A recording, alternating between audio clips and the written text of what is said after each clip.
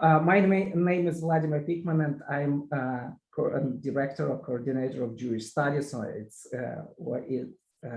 probably it's going to be called Jewish Ministries at Dallas Theological Seminary.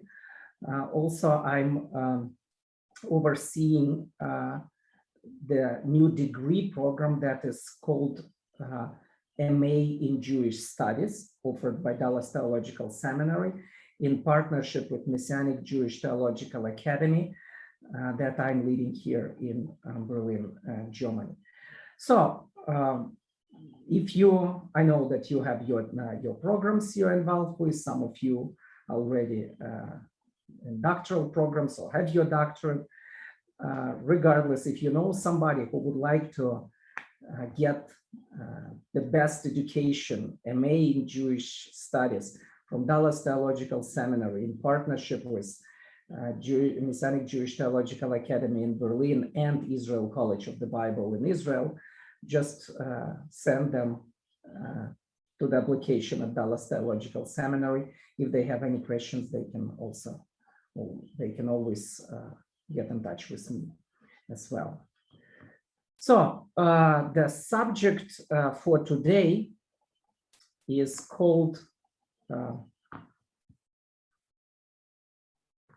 who is Jesus to the Jewish people, and why was accepting Jesus as the Messiah difficult?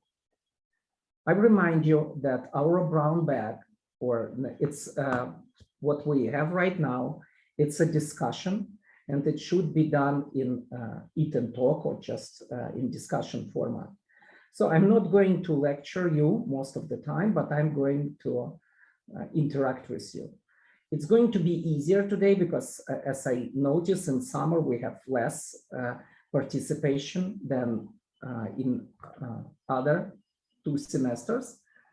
And so why do you think it's difficult for Jewish people? Oh no, let's start. Who is Jesus for Jewish people? Any ideas? What have you heard? I mean, now not for the Messianic Jews like myself, who believe that Jesus is the Messiah. For the rest of the Jewish people, who do they consider Jesus to be? He's not God. He's not God, okay, but okay. He is not something, it's also some part of the answer who he is for Jewish people. Okay, he was a great you, teacher, Rabbi. Other suggestions or other things that you might know. At least from Bible, we see that some of them consider Jesus as the blasphemer. Yes, it's correct. Okay. I heard that in the Talmud, it says that he seduced Israel by sorcery, which is why he was put to death at Passover. Is that correct in the Talmud? Well, I cannot recall exactly this relation to Passover, but there is certainly rabbinic sentiment that he was a sorcerer. Yeah. There are points in the Talmud that refer to him as Yeshu. Yes, and do you know, Nathaniel, what it means? Talking about the one who, I know it's supposed to be like an acronym for like the one blotting out his memory. Sort of, it's like humiliating his name by asserting that he is the one who is like blasphemous, and we are not to use his name, and we are not to deal with him at all. Thank you. What else? A preacher or a rabbi, maybe, for some Jews. Okay. A preacher, a rabbi. It's more, I would say it's more contemporary view in the last 50 years, or let's say 100 years, maybe a little bit more, starting with Europe. Many Jewish, particularly scholarly minded and reform Jewish people started considering Jesus as somebody actually not so bad as a Jew who was a rabbi. What else?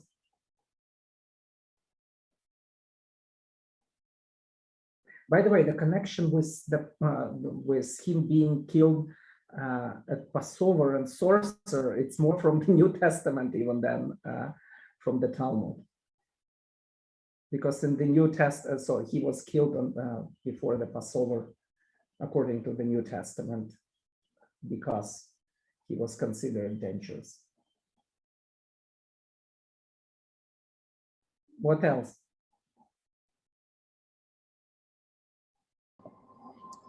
He's a carpenter from Nazareth. Sorry, say it again. He's a carpenter from Nazareth. Well, correct. It's very biblical. So what about other Jewish views on Jesus? I guess a lot of times today they'll say he's a good man, but that's about it. Okay. And they say he's a prophet. Mm-hmm. He's a prophet, yeah. And he's a Messiah, actually. So some Jewish people, or many Jewish people, growing number of Jewish people would say today that he is a prophet, that he is a Messiah. But I mean a Messiah, not the Messiah, but a Messiah.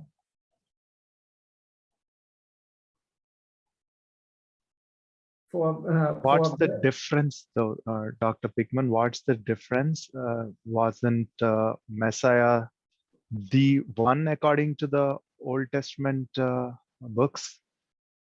Well, the difference between a Messiah and the Messiah is there are many different personalities in the Bible, for example, and in the Old Testament, who were anointed for something, for some particular ministry, but not necessarily fulfilled the ministry or the calling of the eschatological figure.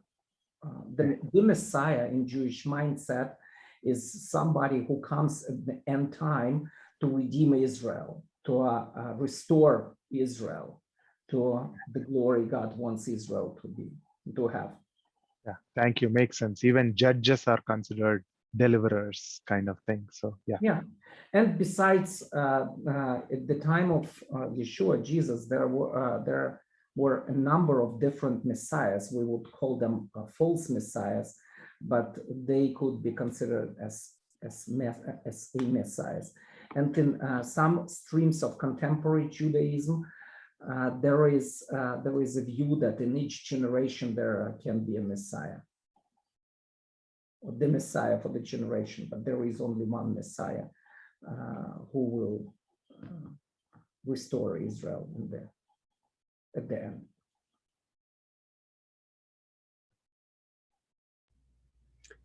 Dr. Pikman, would it be fair to say he was thought of as a rebel who was wanting to turn people from the law, the teachings of the law? Jesus, yes, Lori, but there is also a but, and it's not Jesus who is usually blamed for that. Although previously, in previous centuries, in like 200 years ago and prior to that, that was an accusation against Jesus. But in the last 100 years, Jesus became more and more sympathetic to Jewish people, or somehow like attractive. So we like him actually. But as the more Jewish tradition developed this view, or Jewish scholarly worldview, embraced Jesus more and more, they learned to hate the Apostle Paul. Not hate, but at least the Apostle Paul was the one who distorted the Christianity and separated Christianity from the true teaching of Jesus. Teaching of Jesus was very Jewish, according to this to these scholars and these rabbis even. but the Apostle Paul, the founder of Christianity from that Jewish view, he did everything wrong. So the Paul is the distorter, not Jesus. Actually, I did the brown bag, probably like Question. just a second, Michael, just a second. I did a brown bag entitled "Was the Apostle Paul an Anti-Semite?" And I would recommend you to watch this brown bag. Particularly, you could afterwards you can argue with me about two passages that I think Paul never wrote. I mean, Paul actually loved Jewish people, but he overreacted twice, and I wish he never wrote it to Gentiles what he wrote about Jewish people. But it's something for you to consider, just to interact with me afterwards. Maybe I'm going to argue your state on this. Anyway, yes, Mike. Yeah, two questions. Would you mind giving us the passage? I'd be interested in seeing them. And the second question is, how did Paul distort Judaism? First, thank you, Michael. First, I encourage you to listen to the brown bag on this subject. You will find everything you are interested in there. How do I get the brown bag? How do I find it? Mark, would you please so kind to send the link to Michael and maybe to others as well? And by the way, DTS is creating now a website for Jewish ministers or Jewish studies, and we will have all links there, hopefully in the next month or 2 months. We'll see. But distortion of Jesus' teaching was, from Jewish standpoint, Jesus was concentrated his ministry on Jewish people.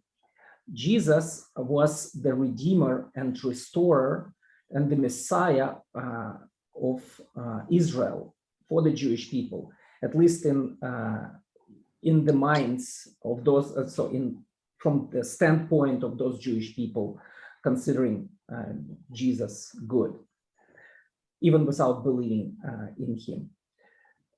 But the Apostle Paul opened the doors for the Gentiles. He embraced Gentiles without converting to Judaism, without accepting their Jewish traditions. And if the Apostolic Council in Jerusalem said that there are like synagogues and they can listen to the law if they are interested, etc., the Apostle Paul in the book of Galatians actually, and in some other his writings, meant, oh, the law is actually nothing. We don't need, and you don't need it. It's not use of you for you, and circumcision is not for. So he started a new religion from the Jewish standpoint. So Paul is the starter of Christianity, not Jesus, for a number of Jewish scholars. Michael, do you see the point? Is it? No. Okay, good. So, what else?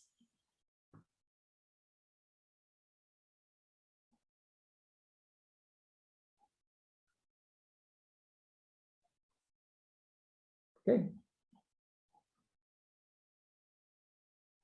Now, by the way, something in addition to that. Jesus is also considered as a God, but for Gentiles. That might be interesting for some of you, but he's the God for he is a God for Gentiles. You would be surprised, but Jewish people don't. Many Jewish people, they don't mind Gentiles to believe in their gods, as long as they don't bother Jewish people. It's very postmodern type of thinking. And then just like, especially for secular Jewish people, okay, they believe in their God. We don't believe in him, but it's a God for Gentiles. We don't take him as a God, but it's something for he's somebody for Gentiles to worship. So as I was growing up in former Soviet Union, so like in Russian and Ukrainian culture, for me, Jesus was somebody, it was a God of Russians or Slavic people or something like that, but nothing for me.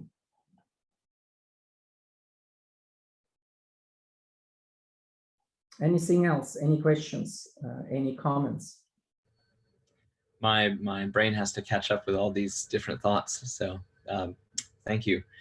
When you were talking about the Apostle Paul, the idea that he is the kind of the birth of Christianity, as it were, for Jewish people. And I was thinking about in Acts 15, when there's the report back that Gentiles, are receiving the Holy Spirit, and they're saying, well, what should we tell them? And in verse 28, for it seemed good to the Holy Spirit and to us to lay upon you no greater burden than these essentials, that you abstain from things sacrificed to idols and from blood and from things strangled and fornication. If you keep yourselves free from such things, you will do well. And so the apostles, all Jews, said, well, these are the essentials. Go out, and as the Holy Spirit leads, that you should do as Gentiles. And I feel like for the Apostle Paul, the natural course for a Jew is to believe in Jesus as the Messiah. This is the culmination for the Apostle Paul, is to follow Jesus as a Jew. Like, that's what it means to be Jewish, is to accept him as the Messiah. Mm-hmm. I don't know if that's a question necessarily, or just a more of a comment and thought. You're correct on this part. What I was referring to is also the next verse after what you quoted in the passage. Can you read also the following verse? Yes, Acts 15, verse 30. So they were sent away, they went down to Antioch, and having gathered the congregation together, they delivered the letter. And when they had read it, they rejoiced because of its encouragement. No, and before that, I mean... before that. About the synagogue. Oh, about the synagogue that they had visited? Yeah, that they can visit synagogue if they're willing to. Let me see. You were quoting from what? Acts chapter 15? Acts chapter 15, and Yeah. I was looking at verse 28 and 29. These were the instructions given by the apostles in response to... So don't put any more... let me take a look. I don't remember the verse number by heart.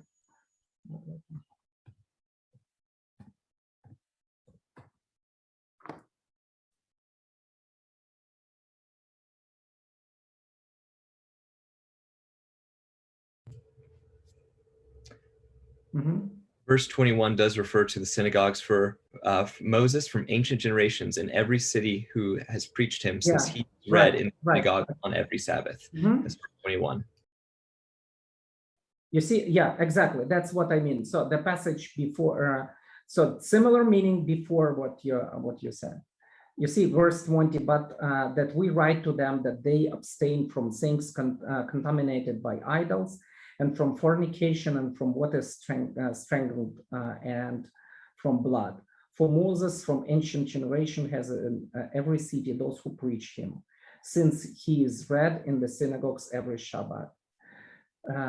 So it's the meaning here is, what I mean is that apostles said that they go to the synagogue anyway, I mean the Gentiles.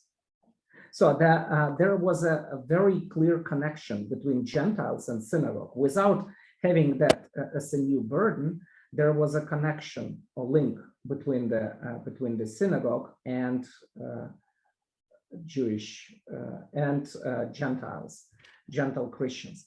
The problem with, or the challenge with the Apostle Paul was that he actually said it doesn't matter what you eat on the market. Idol is in this world nothing. You remember in Corinthians, just who cares? Idol is nothing. Those who worship idols, those worship demons. So you see the point?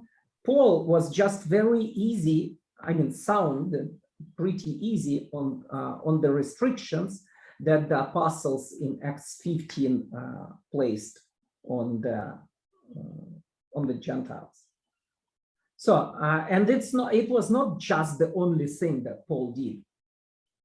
And if you look at what Gentiles or Christians eat today, like when you go to steakhouse and they ask for medium rare or just rare, there is some blood, so nobody cares so much actually.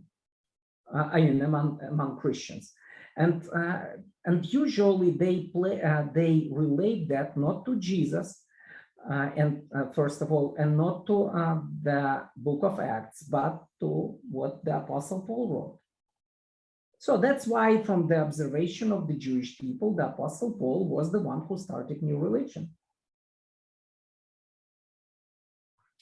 It's a subject for its own. Maybe we need to deal. We doubt that Christianity is a different religion. We had a brown bag on this topic. So just go back, consider some previous brown bags, but we're going to repeat some of them in the future anyway. So let's go to next question. Why Dr. Pikman, just a quick question. Do some people believe that Jesus was an Essene? Jewish people? Yeah. No, not really.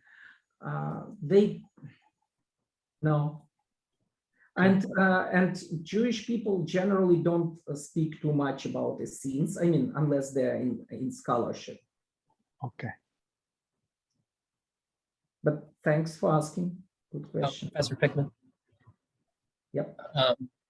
I just was thinking, just a comment on Paul. I've been studying some Jewish scholars, and some of them start to have seen Paul as Jewish again, and as not have, still like Paula Fredrickson or Mark Nanos, and that he was actually writing within a Jewish context rather than taking it out of the Jewish context. So I think that's really interesting. Right, exactly. And there are a number of scholars like Jewish. It's New Testament commentary by Jewish scholars. So the times are changing, but it's still not the majority Jewish view. It's more recent development. I would expect, like in 20 years from now, Paul will be very nice guy. But the problem with the good view on Jesus, and probably in the future also majority good view on the Apostle Paul, is not necessarily helpful for belief in Jesus. So nice Jewish Jesus doesn't necessarily mean the Jesus we embrace as the Messiah. We just want to be proud to be Jewish and to feel better about being Jewish, and we want Christians to like us. So we just rediscover Jewish Jesus, and the next we're rediscovering Jewish Paul. That's fine, but it doesn't mean that we believe in this Jewish Jesus as the Messiah, or we believe that what Paul wrote is the truth. That's the situation. But Nathaniel, you're absolutely correct. There is a growing tendency in this regard, although very relatively new tendency. Thanks for the comment. Okay, so why is it so difficult for Jewish people to believe that Jesus is the Messiah?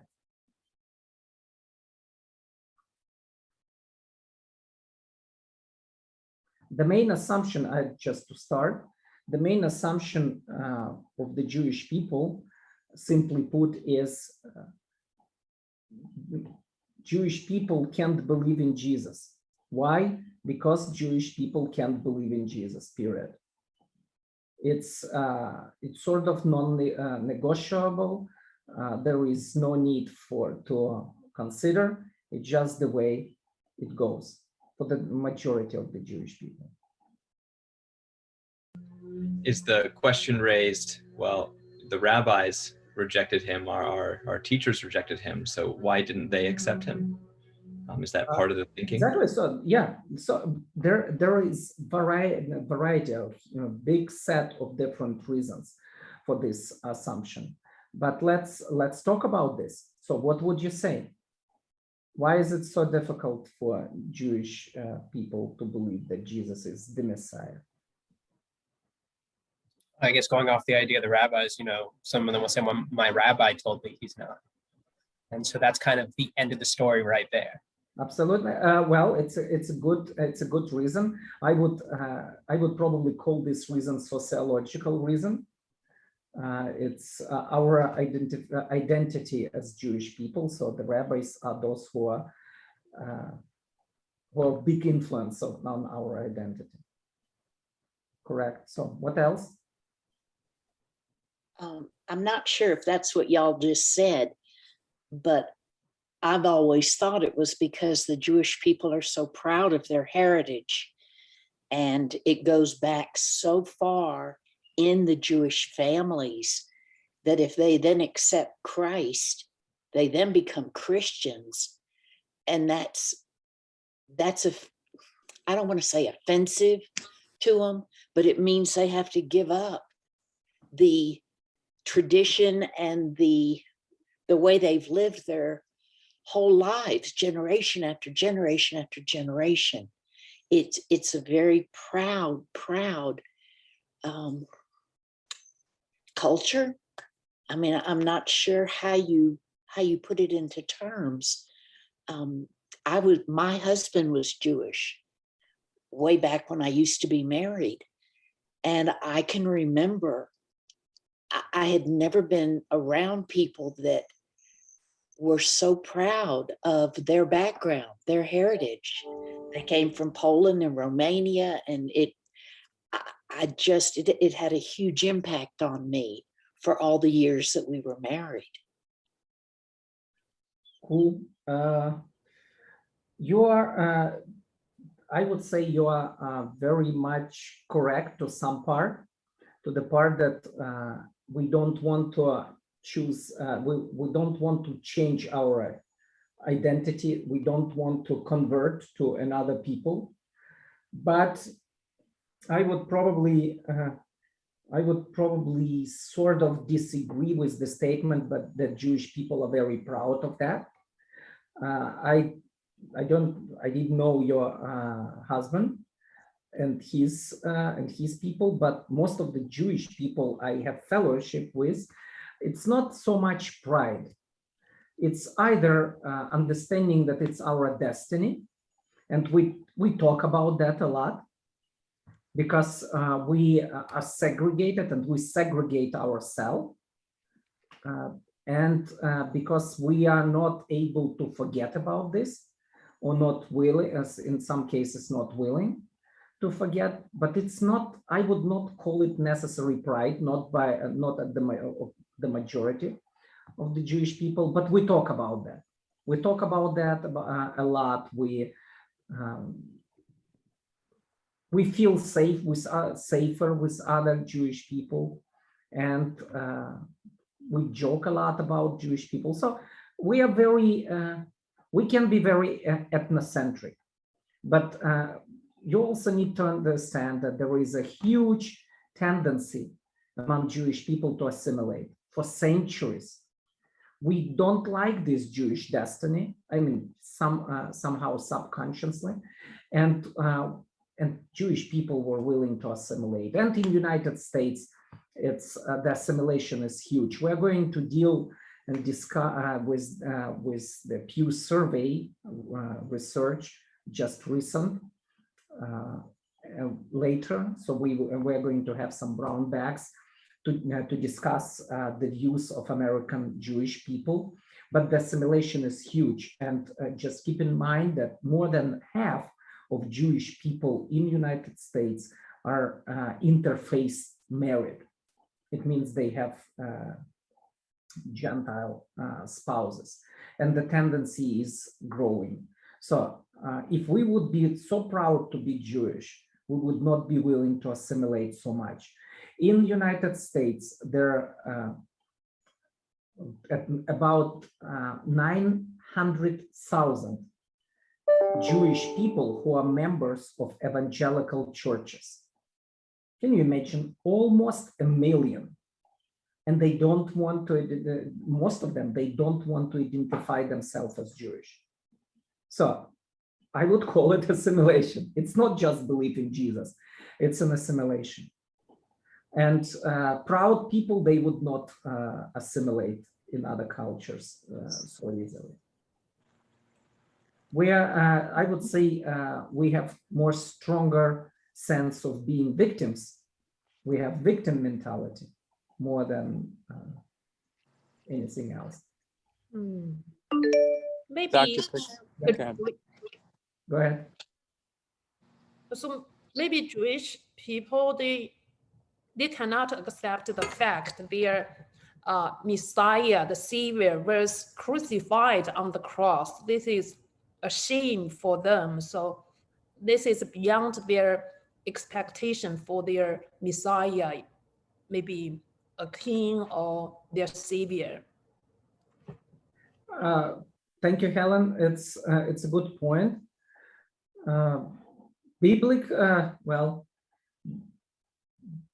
Biblically speaking, yes, there is much truth to that. Jewish people would say today that it's not what they might believe in, that's what Messiah he is if he died and such a humiliated death. But at the time of Yeshua in the 1st century AD, for the Jewish people, for many Jewish people, it would not be a problem. Actually, many believed that the Messiah should die. Not all, but many. The theological problem with Jewish people is we reinterpreted the Messianic prophecies. It's not dissimilar to us going to our favorite commentators and saying, well, this is what this person says about what the Bible means. And so the Talmud is a lens through which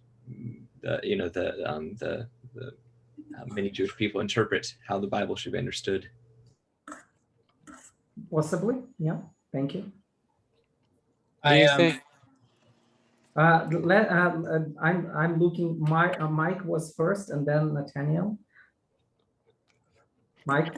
Okay. Do you think it might be appropriate that some of the Gentiles maybe take ownership for the difficulty of the Jewish people believing in some of our anti-Semitism, but even theologizing with early church fathers like Justin Martyr, maybe making it harder for the Jews to believe? Yes, it's also a good point. The evangelistic zeal of some Christians in the past to convert Jewish people is one of the reasons, and also theological reason like replacement theology is also a reason for Jewish people to have these difficulties. Nathaniel? I was at the Feinberg Center in New York City for about a year. And one thing that we talked about up there was with ultra-Orthodox and how basically they have to give up their entire family, their entire community. They become believers. Basically, we're told is if you bring an ultra-Orthodox person to the Lord, you better have a spare bedroom in your house because they'll be moving in with you. And I've heard that argument from Orthodox before that, well, if I do believe, I have to give up everything and everybody. Yes, that's very well for Orthodox. It's a common reason for Orthodox communities. because they live very close knit with each other. It's not even so much theological reason for that, but it's community reason for that. And that is a very important point. Jewish people, we are people of community. Community matters to us very much. We are people who are based not just on a genealogy principle that we are from Abraham, Isaac, and Jacob, what is foundational, but also we are people of memory or history. Jewish people are historic memory people. What I mean by that, we believe that Abraham, Isaac, and Jacob, our forefather, our patriarchs. And it means that, that we believe in the story that was told about them. We based our identity and existence of people on something what happened at the Exodus by Moses. Again, it's an Agadah, it's a story, a telling. Being Jewish today, it's like telling from generation to generation something. We know that we are Jewish, not just because we, and not primarily because we are religious or because we go to synagogue, but because our history of our family tells us that we are Jewish. So from generation to generation. For us, the community is very important and belonging to the people. And the problem was that in Christian history, in history of Jewish-Christian relationships, for Jewish people to believe in Jesus, they needed to convert to Christianity. And Christianity was considered a different religion. And the conversion meant not converting to something, but converting from something. So by believing in Jesus, you're abandoning Jewish community and Jewish covenantal fidelity even. We were pushed to live a different life in the first century and medieval centuries. We were deliberately converting to Christianity in the late centuries, like 17th, 18th, 19th century, deliberately in order to get some freedoms that everybody else had.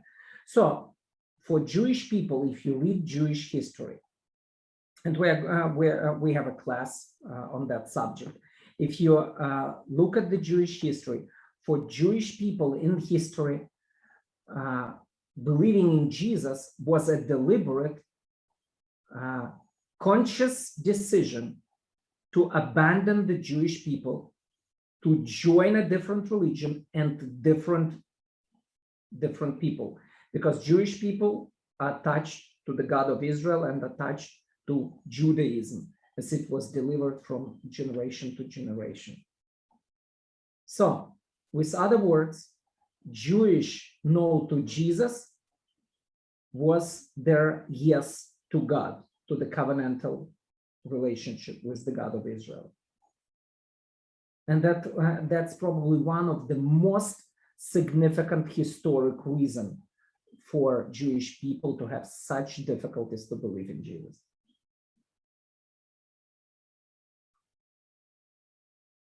And other ideas, other comments?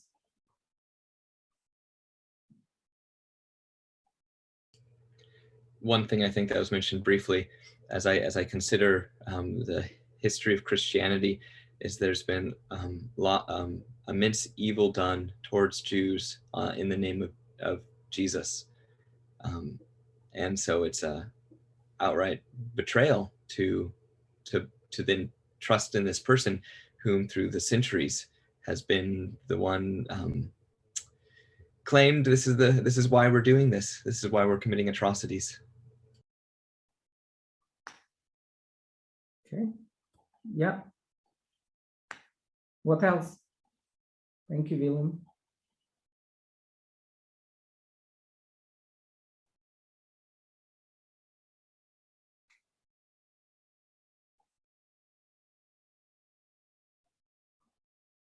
let me read some of the reasons.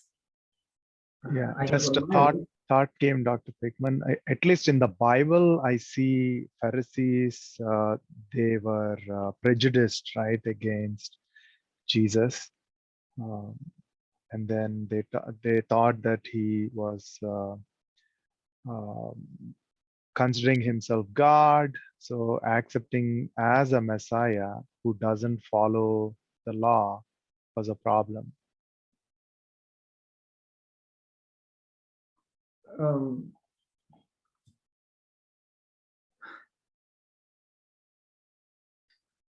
Yes, I don't. I'm thinking about this, and I cannot recall the Jewish people have this as the main objection to Jesus today. I mean, at the time of at the apostolic times, that was a reason. Today, probably it's not mentioned so much. Yeah, thank you, Dr. Pikman. Thank you for your comment.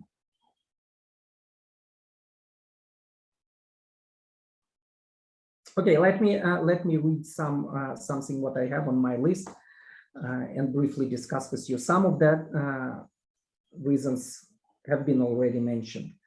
So I divided that in like Christian contribution, historic contribution, and Jewish contribution to the Jewish no to Jesus. Some historical reasons. Jesus is associated with Christianity, and the Christianity looks a completely different religion. We already talked about that, but this different religion is doesn't look Jewish, and even in many cases hostile to Jewish people. So the testimony of Christianity, as it's related to the Jewish people, matters a lot.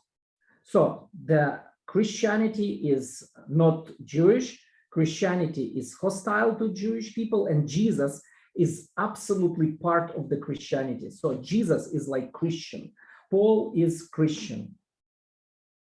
Jewish people they have difficulties to separate Jesus from Christianity. You see the point? I mean, if you believe in Jesus, you're Christian, or Christians believe in Jesus, and Christians are wrong. For Jewish people, Nazis in Germany, they were Christians. Hitler was also a Christian. In fact, in German culture, he was official Christian. So Jewish people, they cannot separate or distinguish, better to say, distinguish between born again Christian and simply like somebody who calls himself a Christian. They cannot distinguish between Catholic and Protestant, between Baptist and Charismatic, Evangelical and Episcopalian. It's just all Christians. And this Christianity is associated with Jesus. Jesus is essentially tied to that. Christianity is built on Jesus. And if Christianity is so bad to the Jewish people and so Gentile-ish, so to say, then what does Jesus have to do with Jewish people? Or with other words, what we as Jewish people to do with Jesus? Another Christian contribution, unfortunately, is Christian anti-Semitism and anti-Judaism. Over centuries, there were many books, articles, and sermons written against Jewish people, and even more so against anti-Judaism. For Jewish people, it's very difficult, again, to distinguish between anti-Judaism and anti-Semitism. If you attack our faith and our belief, it's like attacking ourselves. You see the point? So if you attack our circumcision, what is the core or the beginning of our life cycle as Jewish person, you attack us, and you are against us as Jewish people.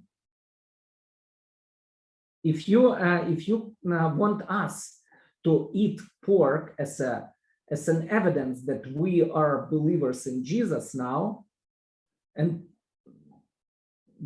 nobody of us can feel that you are just in love with Jewish people or just tolerant to Jewish people.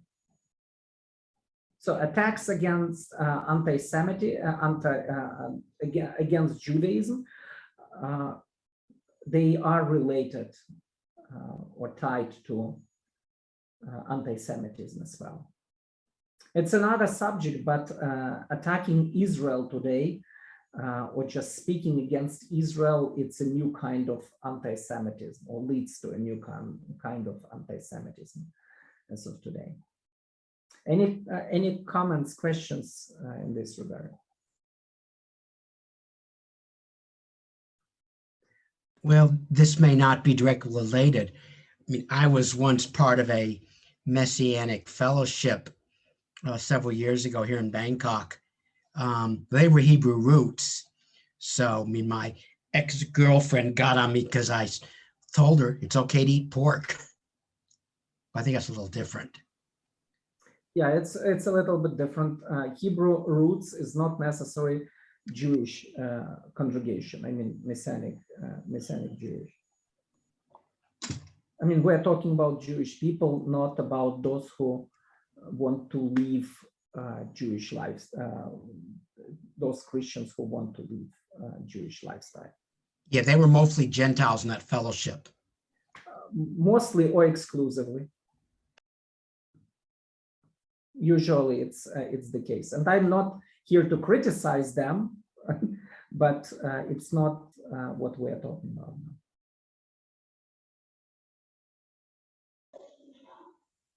Hi there, Dr. Pikman. I joined late. I apologize for that. The discussion around pork makes me wonder what parts of the law do the Jewish people still hold to today? Are there any parts that they don't hold to? For example, wearing clothing with two different materials, and how do they differentiate between that? Excellent question, but it goes beyond the subject we're discussing in this brown bag. We will do it. We will do it by another occasion. I will take a note of this. And also, again, I'm running a commercial for MA, Master of Arts in Jewish Studies, or even THM emphasis on Jewish studies that DTS is offering starting this fall.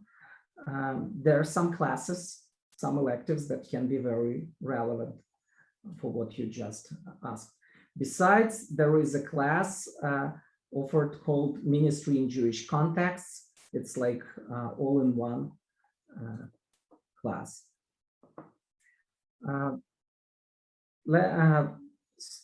So sorry, I cannot answer this question at this occasion. We have only a few minutes left, and let me deal with some other reasons. Tragic events and circumstances in Jewish history that are related to Christians, or just Christians did something what harmed Jewish people a lot, like Inquisition, Crusaders killing on their path, or Jewish towns, everybody who was Jewish, pogroms in Russian Empire, and even position of Christians during the Holocaust.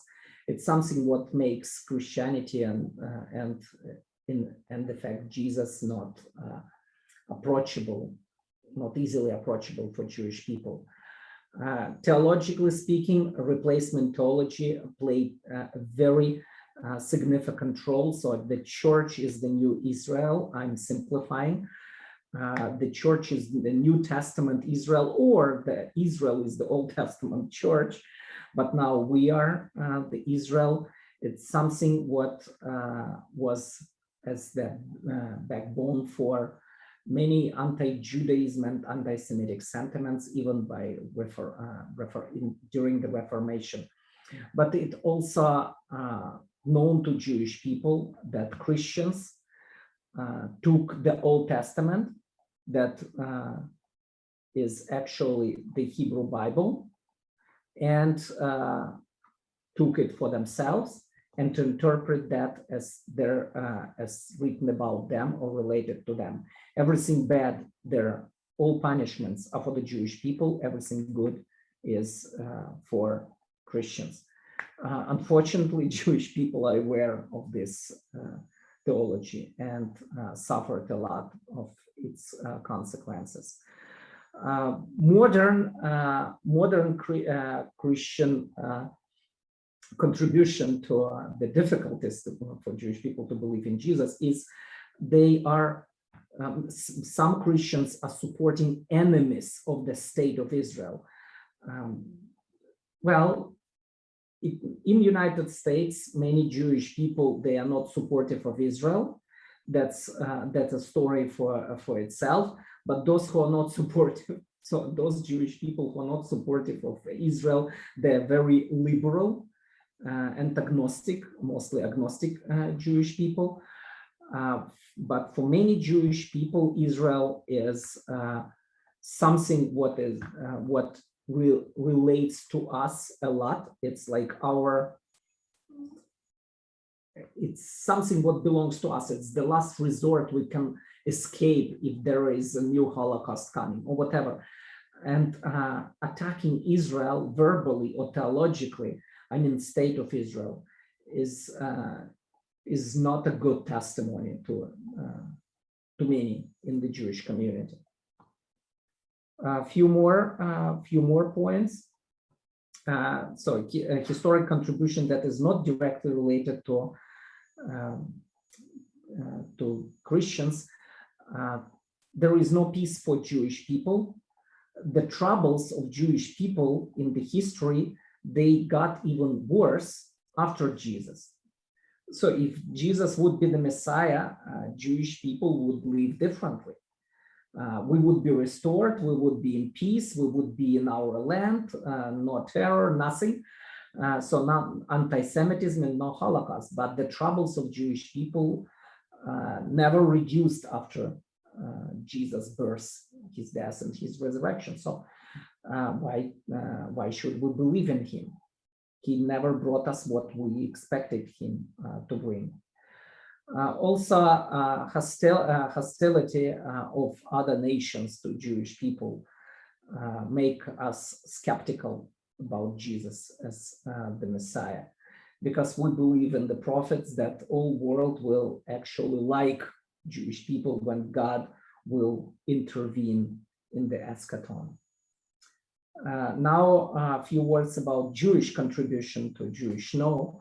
Namely, one is theological, the change in the messianic expectations and in the Messiah's picture, or how he looks like, adjusting that to survive as the people in the Christian culture without abandoning Jewish values. I think we will have a brown bag for this subject separately, but and I teach it in my classes. Briefly said, the messianic prophecies have been reinterpreted in order not to point to Jesus at all. So in the time of Rashi, so some like 1,000 years after birth of the Messiah, the rabbis, they reinterpreted the messianic prophecies, including Isaiah 53, in order not to see the Jesus as the Messiah, with a simple and good reason for the Jewish community. We need to protect us from Christians. They try to destroy us by converting us into Christianity. Jesus cannot be the Messiah, because otherwise we would have different life. That's why whatever Christians say is fulfilled in Jesus, or whatever the New Testament says is fulfilled in Jesus, is not true, is not correct interpretation of the Old Testament. So all the messianic prophecies that are fulfilled in Jesus so far were reinterpreted in the way not to see Jesus there. The only messianic prophecies that stay in Jewish mindset are the prophecies that Jesus, we believe, will fulfill at his second coming.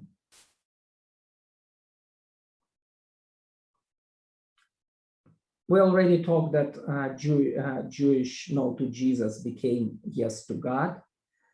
And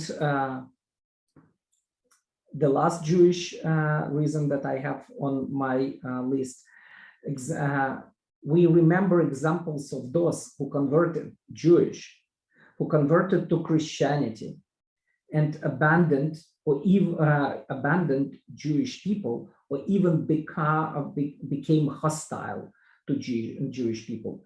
We carefully, remember the converts who betrayed us or just abandoned us. Unfortunately, that's also the case. Any questions, any comments? Just quickly, I appreciate what we mentioned earlier, that the unbelievers, they really don't understand what a true Christian is. Anybody who's not a Jew is a Christian.